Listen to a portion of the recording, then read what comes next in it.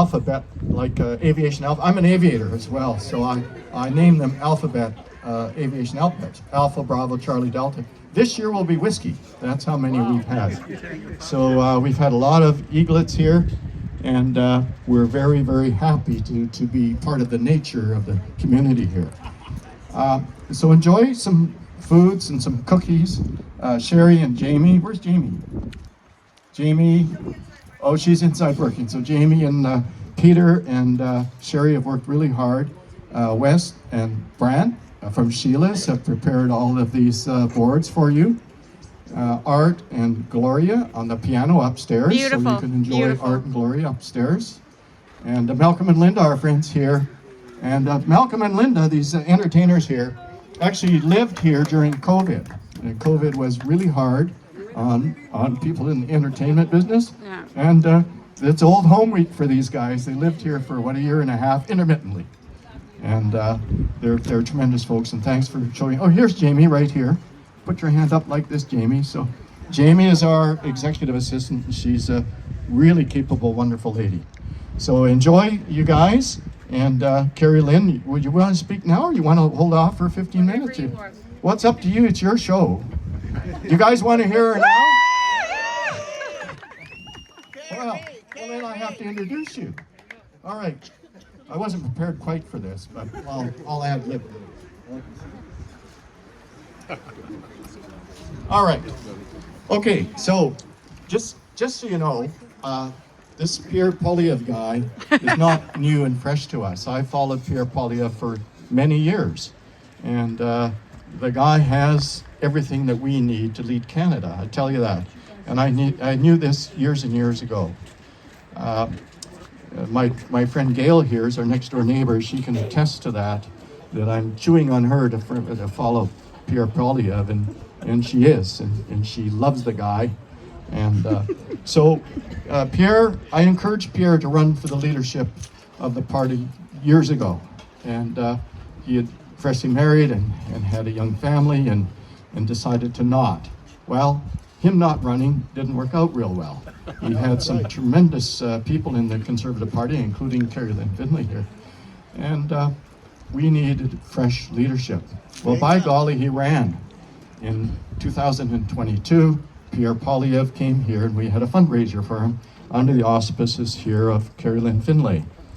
About 3 weeks later, Poilievre called me, and he said, "Russ," he said, "you had the best fundraiser of 72 events I had across the country, raising funds for my leadership campaign.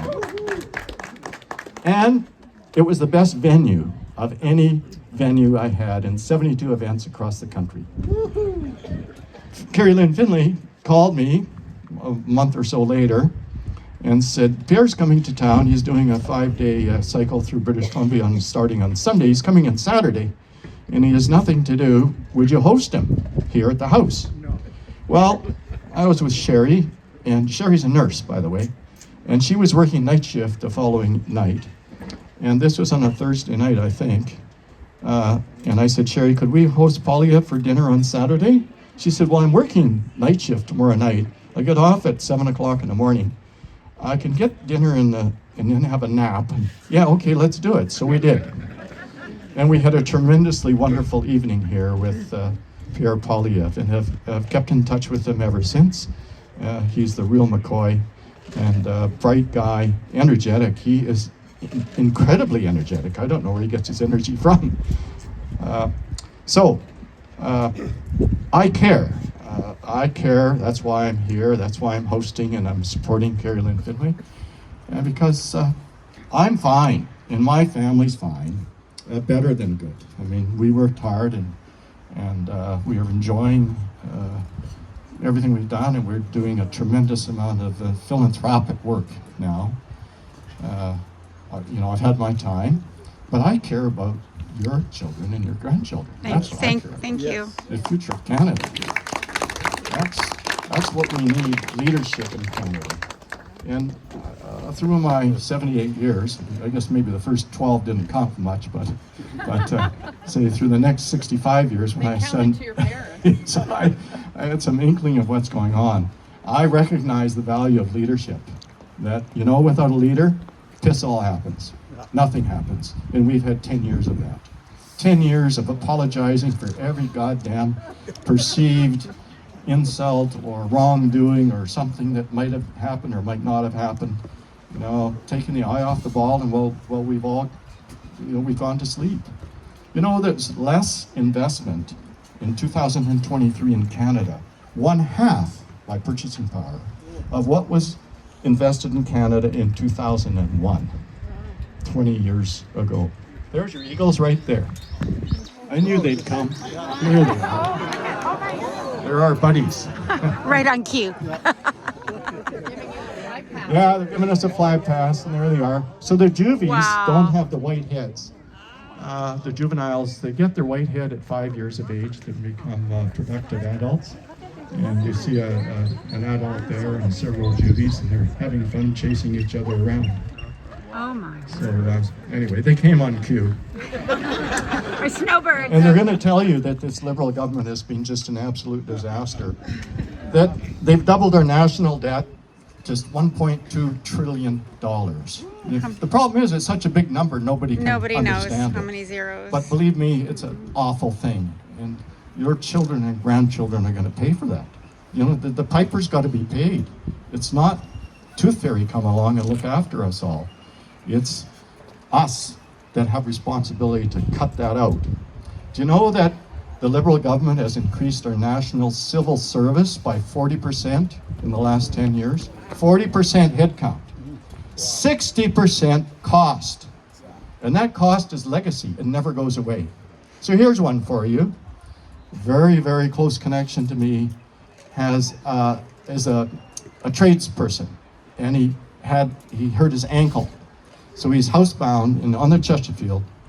Well, his wife, lovely lady, she works, I shouldn't say work in the same sentence, but she's on government payroll.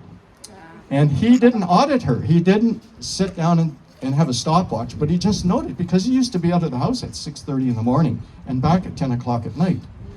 And he just kind of noticed that she didn't open her computer until 10 o'clock in the morning.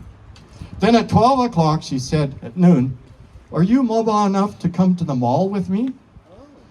And at the end of the week, he said, he didn't actually put a stopwatch, but he said, "I think she didn't work between 8 and 10 hours all week." And we're all paying for that.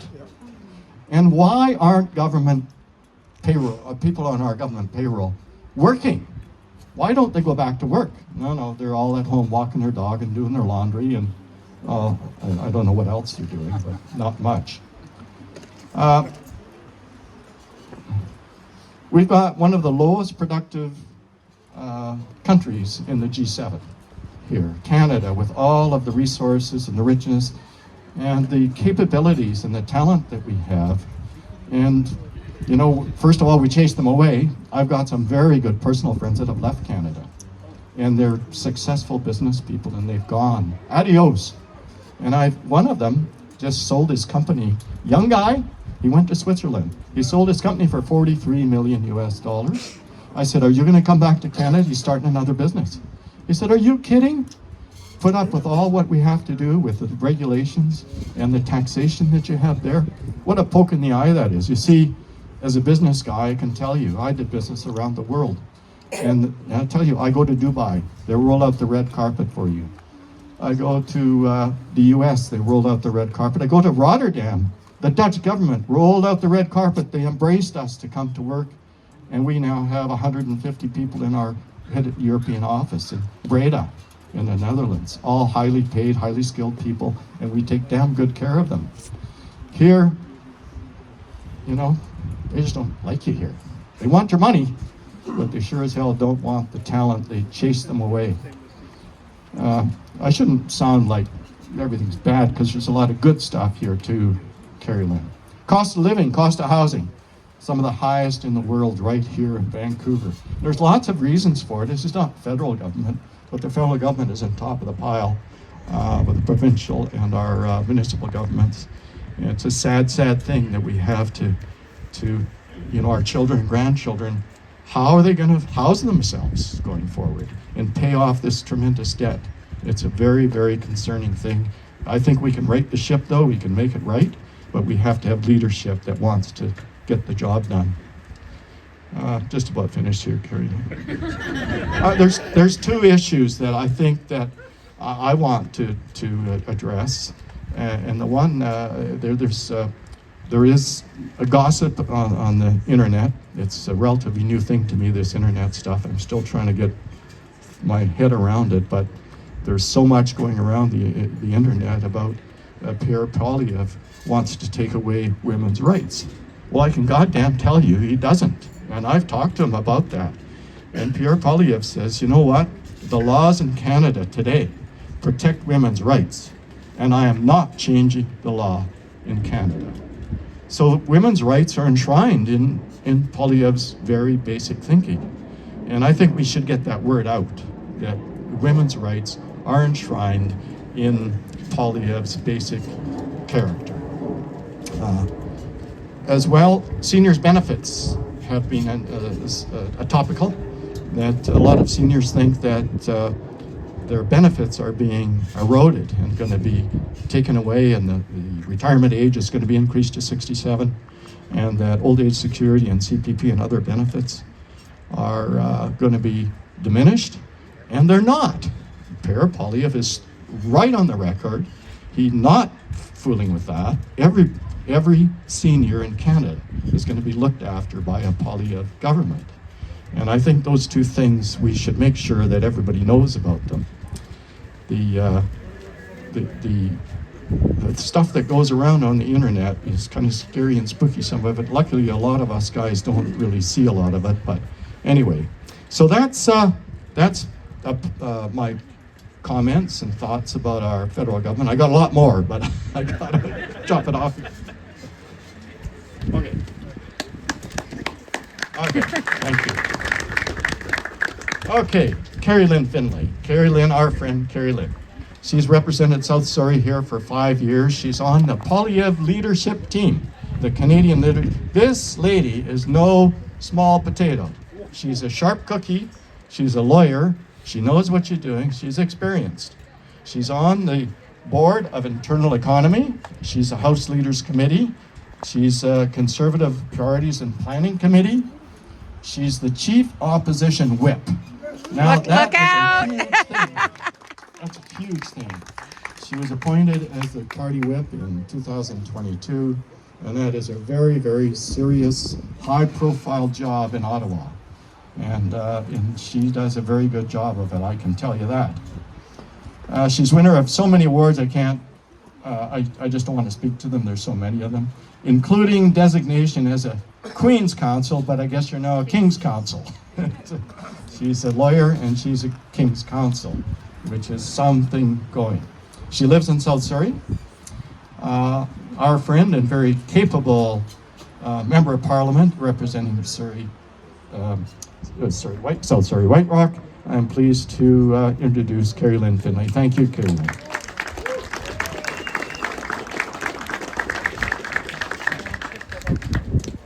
Hi everyone. I'm going to ask you to go grab someone on the inside and bring them out here, because I think only about half of us are out here. Now, Hall, can you try and bring people out to be part of this? They're having their own party in there. So I'm just going to give them a minute. Come on out, guys. Come on. Don't be shy. Come on out and join the party out here, because it's cold and we don't want to stay here any longer than we have to. Come on out and join us. Well, I have a few questions for you. So we'll see if you answer them correctly. And if you answer them correctly, I'll keep talking. If you don't, I'll stop. Oh, dear. Did I just sink myself? Wait, no. So my first question is, who wants to see a change in this federal election? And who wants to see Pierre Poilievre as the next Prime Minister of Canada? And who wants Kerry-Lynne Findlay to represent us in South Surrey-White Rock? I'm going to tell Pierre you gave me a bigger applause than you gave to him. We'll see how that goes down. We are seeing great motivation among our supporters. We really want change. And they know the only way to get it is to talk to their neighbors, talk to their friends, and get out there and vote. And it's not an election where people can stay home. It's not an election where people can be kind of in the middle, because the very future of Canada and what Canada will look like, as Russ said, for our children and grandchildren. One of mine, he gave me his button. He's 17 months old. So this is Mackenzie, or Little Mac, and I wear it for good luck. Their future depends on it.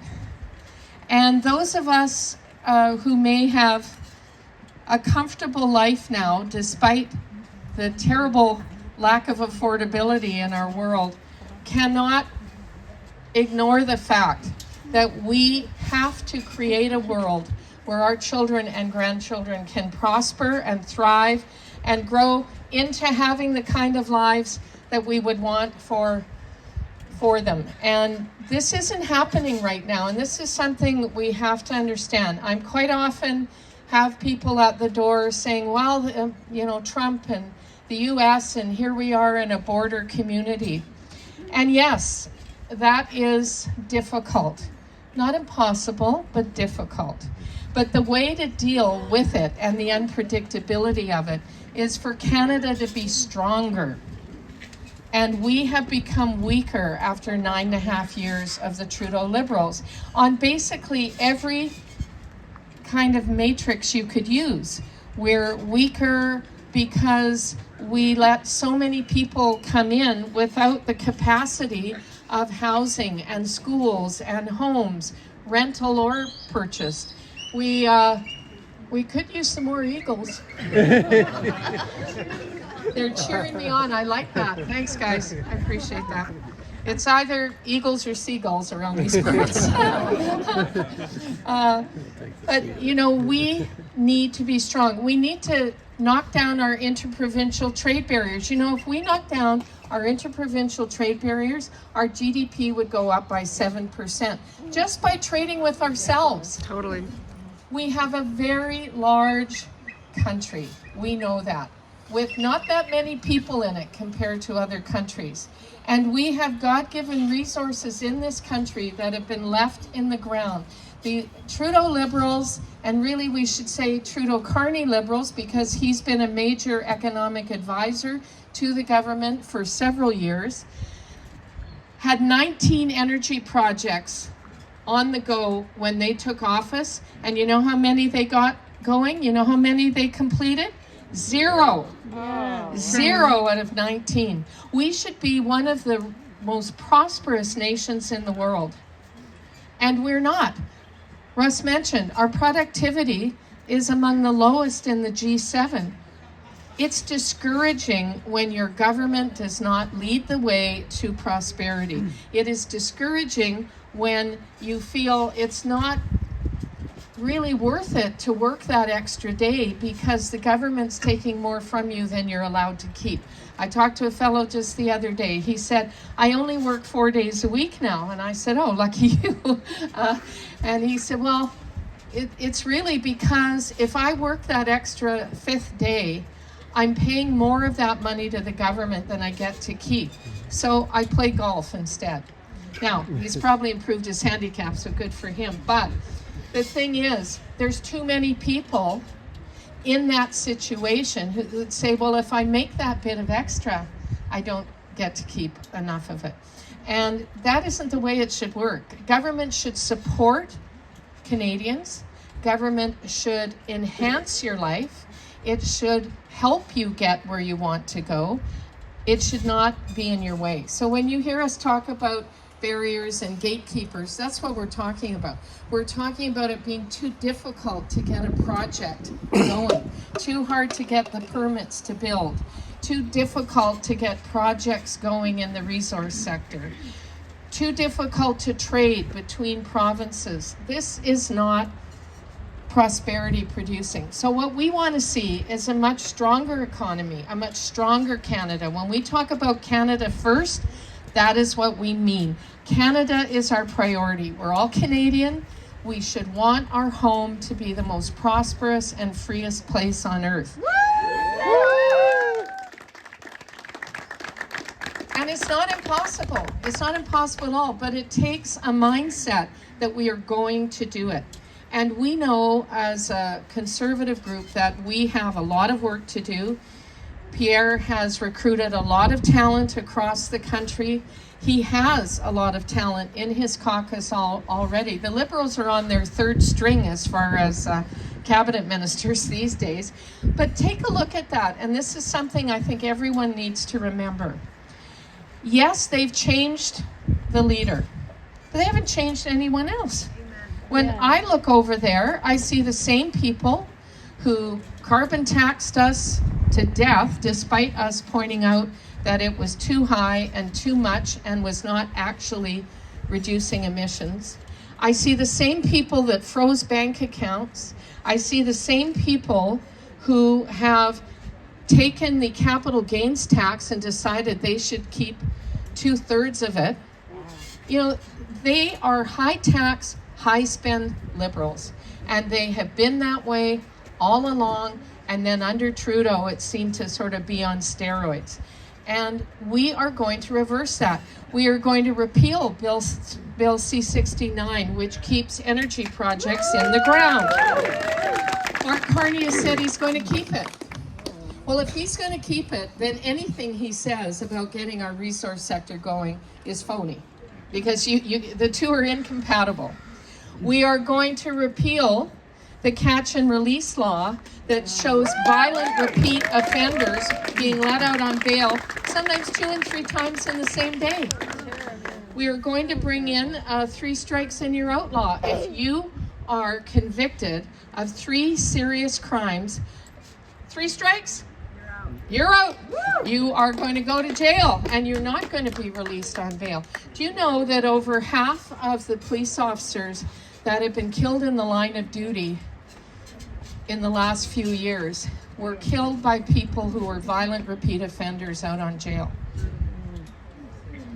And it's not just police officers, of course. It's regular folks. Some of you may know the name Tori Dunn. She's a 30-year-old Surrey resident who happened to be home when home invaders came, and probably she surprised them by being at home, I don't know. But they killed her. And what was she doing? She was just at home, right here in Surrey, and she's gone. Her father, Aaron Dunn, wants so badly to see us change the criminal law because the person who killed her was out on bail. And this happens repeatedly. Our law enforcement are very discouraged. Sometimes we say, well, they don't do enough. But the truth is they're very discouraged because the same people they arrest in the morning, before they've hardly finished their paperwork, they see them walking down the street doing something else wrong in the afternoon, and sometimes even in the evening. Do you know that year before last in Vancouver, the same 40 offenders were arrested for 6,000 crimes? Think about that. That's an average of 150 per offender. So as Pierre says, the good news is we don't have a lot of criminals in Canada. The bad news is they're very productive. So we have to do something about it, and we need to feel safe in our communities. It should not be a worry to go out for a walk in the evening. You should not be worried about your kids. And that leads me to taxpayer-funded drugs. In our own community here and other surrounding communities, when parents have their kids, let's say, going to a soccer game, they hold hands and they cross the field together, checking for needles and drug paraphernalia so that the kids don't step on anything or get hurt. I don't remember ever in my lifetime parents having to do things like that. The worst thing I was worried about is that one of the kids were going to step in a big mud puddle in the middle because of the rain coming down. You didn't worry about things like that. And we're worried about things like that now and the safety of our kids because not only about the catch and release laws, but also the fact that they had this big experiment with the BC government of decriminalizing all drugs. They had vending machines outside the hospital. Do you see all that with the Nanaimo Hospital? And as soon as people started talking about it, got rid of it. But if no one had said anything, it would still be there. We know for a fact that taxpayer-funded drugs are being diverted by organized crime into the open market and sold. The fellow who runs Open Door, which is a recovery center, a very well-known one in New Westminster, he said that 100% of his clients resell, well, they didn't buy them in the first place, sell their taxpayer-funded drugs. That's true. It's quite a profit. I mean, if you get it for nothing, you don't have to sell it for a lot, which is one reason that the #1 cause of death for youth in British Columbia from age 10 to 17 is drug overdose. These are very serious issues. You've heard, of course, Trump and others talking about fentanyl. Very, very deadly drug. And I've heard people in government and elsewhere say it's not really a big problem here. Mark Carney says, we don't have a fentanyl crisis in Canada. The US has a crisis. It's just kind of a challenge here. And I've also heard people say, oh, well, the most that's ever been taken at the border was 40 grams, which is a bust they did about a year ago. Well, that's not true. None of it's true. It is 50,000 of our fellow Canadians have died from fentanyl overdose in the last 9.5 years under the Trudeau government. That's more people than we lost in World War II. And we should honor their memory, and we intend to do so in all those families that were affected by making 50,000 recovery spaces available for those who are struggling with addiction to help our loved ones come home drug-free, and we will help them on that journey so they can return to health and be part of our lives again. This is very important that we do this.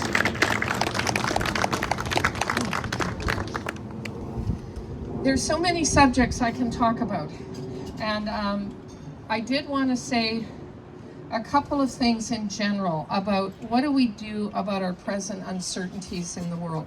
What we need is leadership, and we need a leader who doesn't flip-flop and who is resolute. And I can tell you one thing about Pierre Poilievre, he's resolute.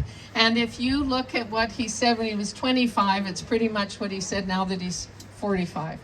And having said that, I've known him for 15 years now, or more, I guess, about 15 years. And I see a man who's grown into that leadership. He's always been very bright. He's always been extremely hardworking. But now he has a family. He has a 6-year-old and a 3-year-old. And his 6-year-old, he's just opened up recently about that, has special needs. She's nonverbal, autistic. Beautiful little girl, Valentina. And their little guy, Cruz, C-R-U-Z, I love the name, Cruz Poilievre. He's going somewhere, you can just tell. And he's just a bright little penny, learning English and Spanish and French all at the same time. So you say, is this an apple? And Cruz will go, la pomme. You go, yeah, whatever you want to call it, kid, it all works. But, you know, when you start a family and you start a life, and we all know this as parents and grandparents, you feel a protectiveness about your family. And then you feel a protectiveness about your family and your family, because you want everyone to have a good life. And you want them to enjoy those kids growing up. And you want them to be able to thrive. And I see his sense of humor when he's at these rallies. You know, I've had some people say, oh, he seems very argumentative. And I say, well, first of all, that is our job description in opposition. In opposition, we are supposed to be pointing out what the government is doing wrong. And they have been so unethical and so incompetent and so lacking in accountability.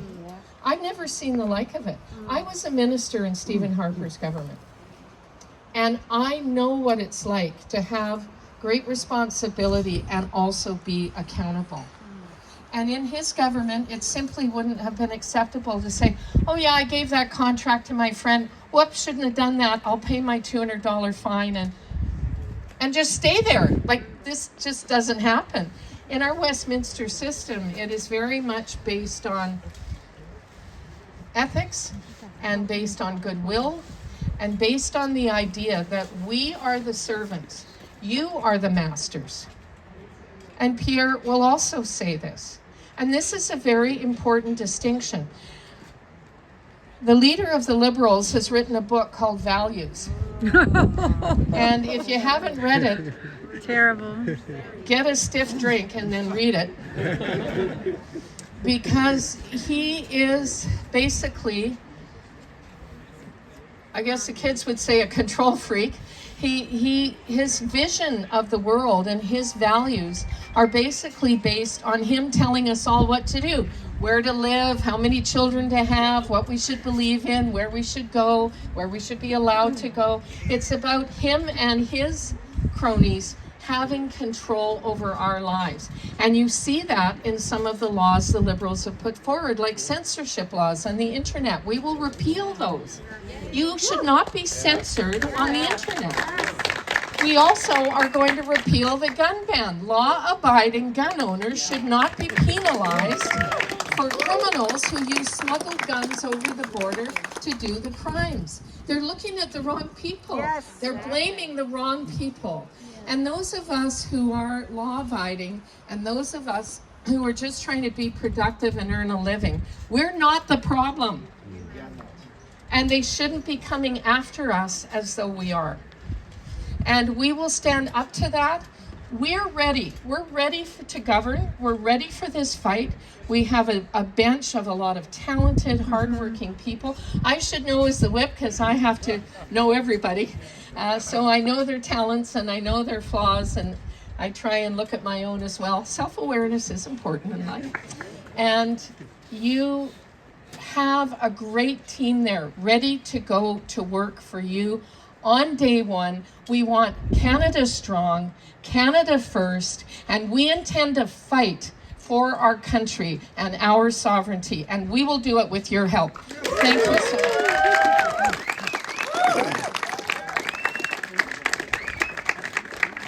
I would like to just thank Russ and Sherry for being our hosts here today. I should have said it at the very beginning, but I got in my speech and I thought I could do it at the end. But I really do appreciate you having us here today. Thank you so much, and all the work you do. I'm happy to take questions. Where's questions? Here's one right here. That little satellite dish up there, my partner and I created the first one in Canada, here in Canada in 1979. The government dumped all over us, and we watched Americans and global leaders turn that into a worldwide phenomenon. It's our communication today. My last project as an entrepreneur was to build the test items for Musk's Starlink. We have such talent in Canada. People don't realize that we are number 3 in AI and number 5. Number 3 is in Edmonton. So my question is, how can your government create an environment to bring back entrepreneurs who are so beaten down that we just roll over and die? We have a capability with Kevin O'Leary and the Smoky River Project in Alberta to bring in a huge data center, a huge power center. We could lead North America in AI and hosting data service.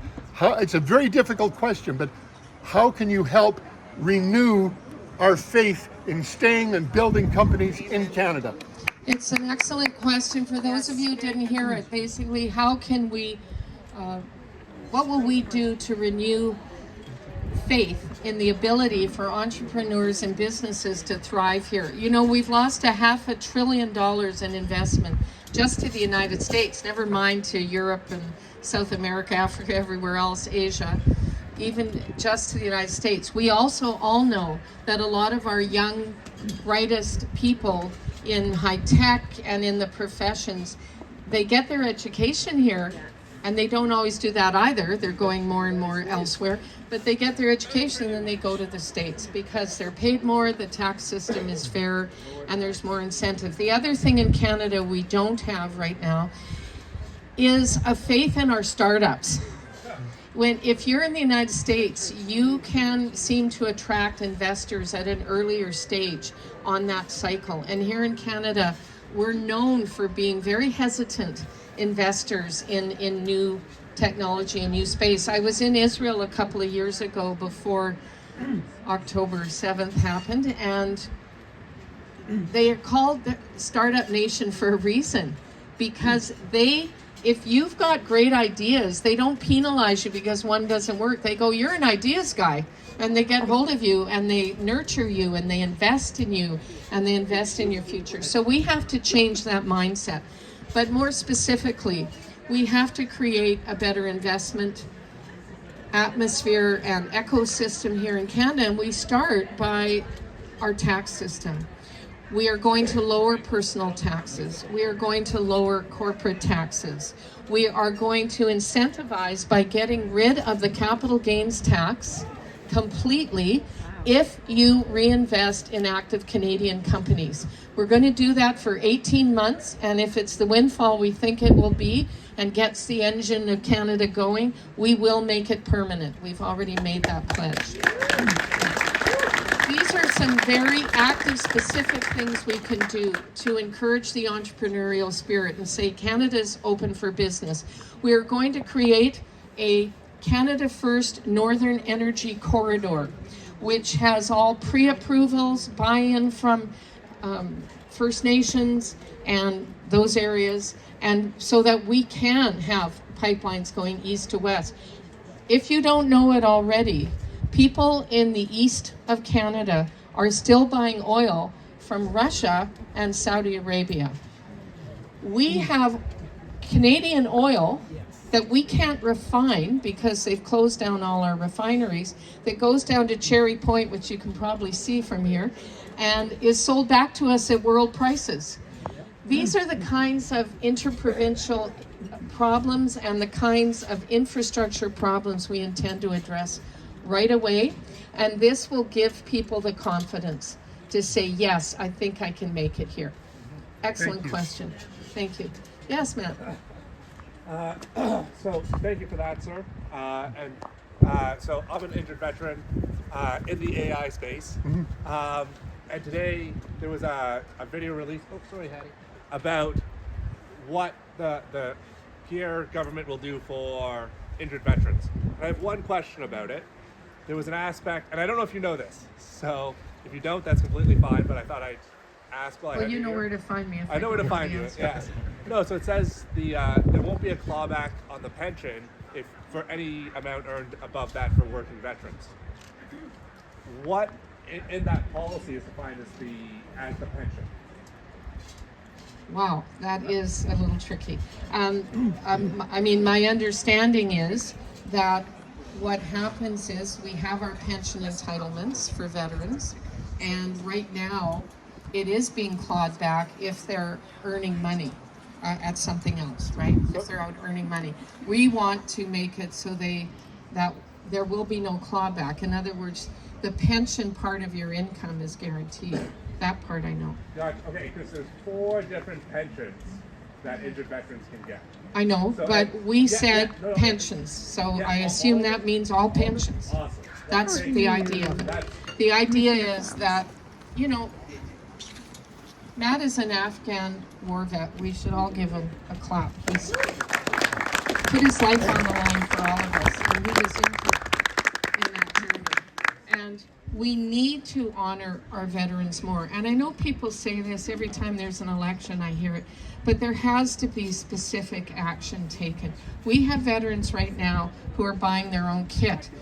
I mean, literally buying their own sleeping bags and backpacks. We have veterans who have no housing. We have veterans who are among the 2 million Canadians a month in the lineup at food banks. There is no way that is acceptable. And we have to change that. We have to put our money where our mouths are, if that's the right expression, and actually support our veterans. And I know the other thing, Matt, which I thought of you as soon as I heard it, is we are going to guarantee response time on injury claims, which he's been fighting for years on his situation, and we're just not going to do it. We're going to get rid of the gatekeepers, and we're going to say, no, you start that claim, you're going to get an answer within a year. And I love all the aspects that were released this morning. Great, Thank you good. for that, Kerry. Which is why I sent you the video. Yes, that's right. I thought you'd like it. I think you were next. This is very good regarding the addicts, drug addicts people. Yes. And this is very good sign that they're going to recovery center so that they can come back. But right now in the downtown area, you see that lot of homeless people are sitting in front of the restaurants and the buildings, and they are creating a chaos on the and bad effect on the businesses. So what your government will do for those one? The question is, we have a lot of homeless people. You see them sort of in front of businesses and on downtown streets, and what can we do? Well, this is a tragedy that in a country where we should be prosperous and helping each other, that those numbers are actually growing. A lot of homelessness also is wrapped up in the drug addiction issues.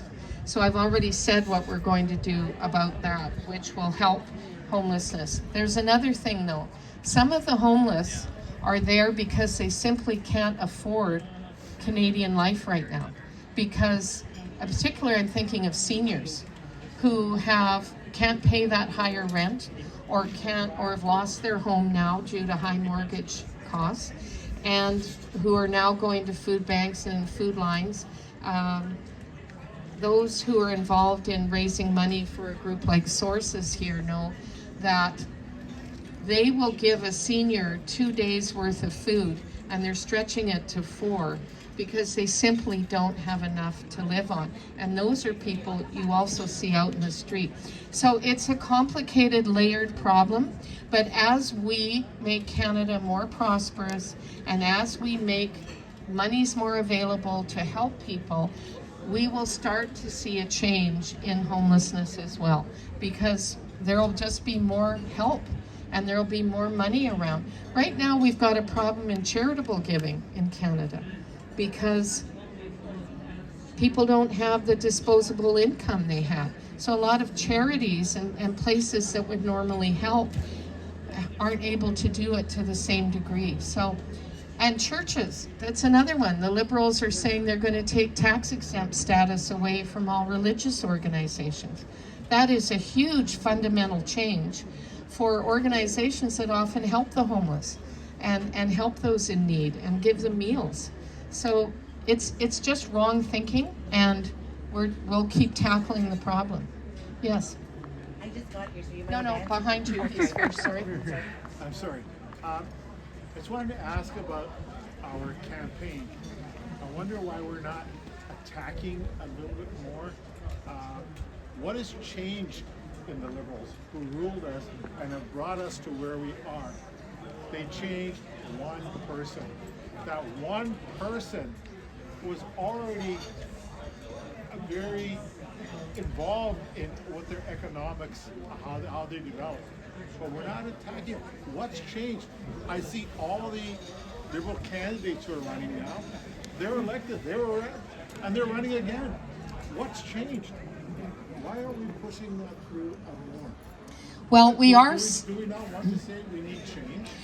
We are saying it. Every time Pierre speaks, he says, to vote for Canada First Conservatives for a change, for a change. We believe this has to be a change election for things in Canada to change. But you're absolutely right. It's the same crew. I can name them off. Bill Blair and Mark Miller and Sean Fraser, who lost 1 million immigration files, and Anita Nan and Gil Bo, and they're all still there. It's the same crew, and they haven't changed it. We are trying, but look, I will be very straightforward with you in my answer, because it is a very honest answer.